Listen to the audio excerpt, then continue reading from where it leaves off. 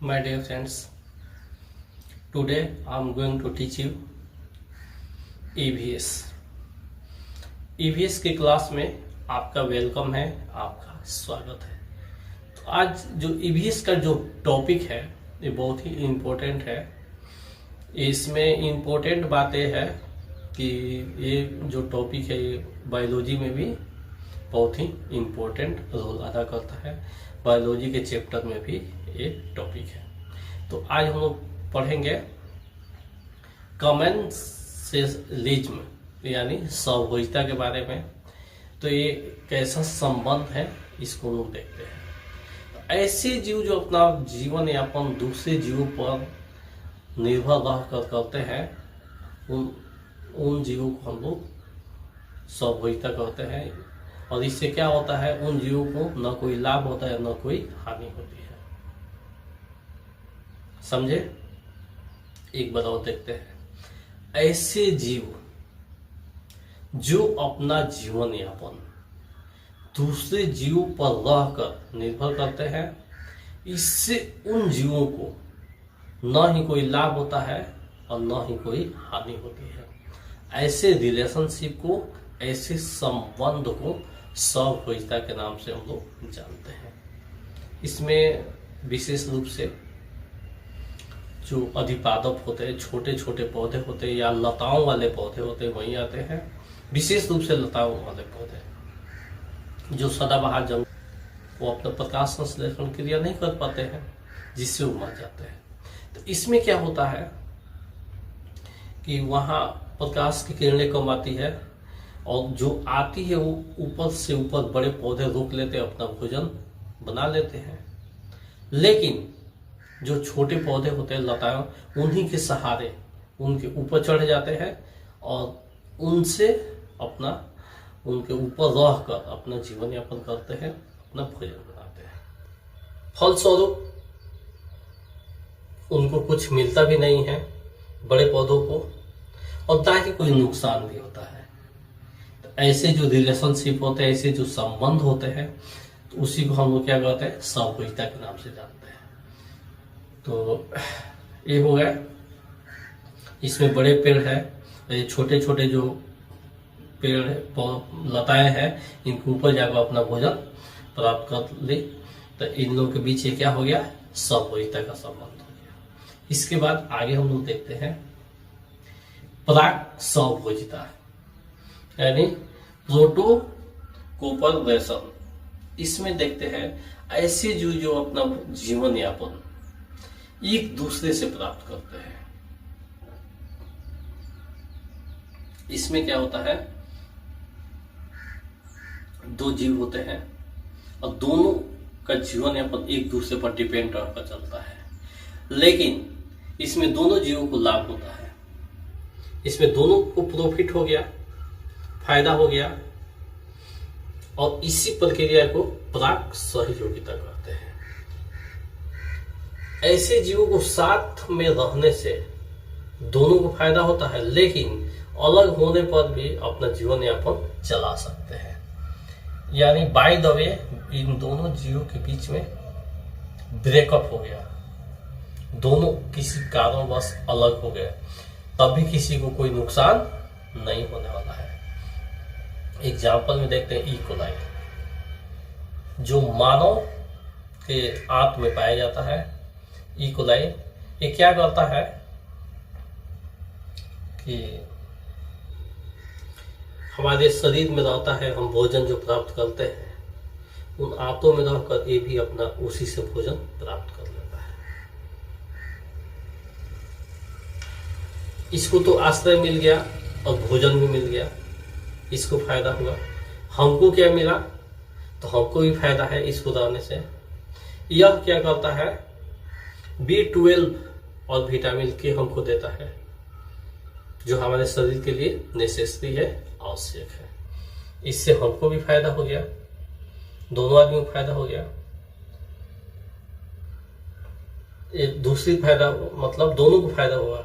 एक तरह से देखें, एक दूसरी फायदा क्या हो गई, आप तो ऑटोफेजी के नाम सुने होंगे, ये क्या है, तो ऑटोफेजी काम यही इकोलाई करता है।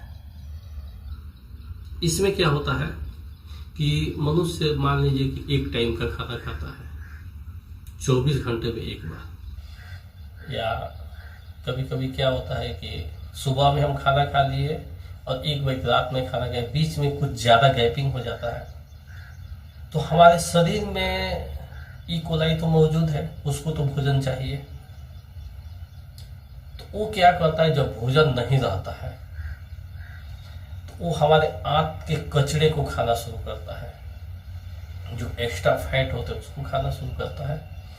इससे क्या होता है, हमारे शरीर में ऑटोफेजी शुरू हो जाता है, यानी कचरा धीरे धीरे साफ होने लगता है और हमारे शरीर से कचरे का सफाया हो जाता है। तो उस तरह भी हमको फायदा हुआ, दोनों तरह से फायदा होगा। तो यही ये पराग सहयोगिता हो गया। अगर दोनों अलग हो जाते हैं, दोनों ब्रेकअप हो जाता है, यानी वह जीव हमें छोड़कर चला जाता है, तो वह भी अपना जीवन यापन कहीं कर लेगा और हमको भी विटामिन की जो वो विटामिन उनसे मिलती है, विटामिन के और विटामिन B12, वो हम विटामिन दवा खाकर मेडिसिन से प्राप्त कर सकते हैं या भोजन के विभिन्न पोषक तत्वों से प्राप्त कर सकते हैं। यानी दोनों को फायदा हो रहा था, तो दोनों को कोई नुकसान भी नहीं है ब्रेकअप होने के बाद भी। क्लियर? आगे देखते हैं। इसके बाद आता है सहजीवी सिम्बायोसिस। इसमें क्या होता है, दोनों जीव को फायदा होता है इसमें भी, लेकिन थोड़ा सा डिफरेंस है, थोड़ा सा इसमें अंतर है। देखते हैं। ऐसे जीव जो साथ साथ रहकर अपना जीवन यापन करते हैं और एक दूसरे पर निर्भर रहते हैं, इसमें एक के बिना दूसरे का जीवन संभव नहीं होता है। ऐसे जीवों को सहजीवी कहते हैं। सहजीवी यानी सिम्बायोसिस में दो जीव तो होंगे, क्लियर है, दोनों एक दूसरे पर डिपेंड रहते हैं, एक दूसरे के बिना ये नहीं रह सकते हैं। ये लोग एक को हटा दिया जाए तो दूसरे का जीवन संभव नहीं है। एग्जाम्पल हम देखते हैं, लाइकेन और शैवाल के बीच में कवक रहता है। अकेले जो शैवाल है वो नहीं रह सकता है, तो शैवाल को जीने के लिए कवक का साथ चाहिए। और कवक क्या करता है, पानी का अवशोषण करता है और शैवाल उससे अपना भोजन फोटोसिंथेसिस से प्रकाश संश्लेषण करके बना लेता है और दोनों खा लेते हैं। एक प्रकाश की व्यवस्था कर देता है और हवा की और एक पानी की व्यवस्था कर देता है, इनसे इनका भोजन कंप्लीट हो जाता है, ये लोग खा लेते हैं। अगर दोनों को अलग कर दिया जाए तो एक दूसरे के बिना इनका जीवन संभव नहीं होगा और दोनों ये बच जाएंगे। इसके बाद आता है एग्जाम्पल में फलीदार पौधे। विशेष रूप से फलीदार पौधे में दलहनी पौधे अक्सर आते हैं। इन पौधों के दलहनी जो पौधे होते हैं उनके जड़ों की जड़ें होती है, गांठ टाइप की होती है और उसमें राइजोबियम नामक जीवाणु पाया जाता है, जो क्या करता है, उसमें मौजूद रहता है और उनसे अपना नाइट्रोजन और शोषण करके नाइट्रेट में बदल कर उनको भोजन के रूप में देता रहता है और एक दूसरे का उसी से काम चलता रहता है, अपना जीवन यापन चलाते रहते हैं। तो इस तरह से ये सहजीवी का ये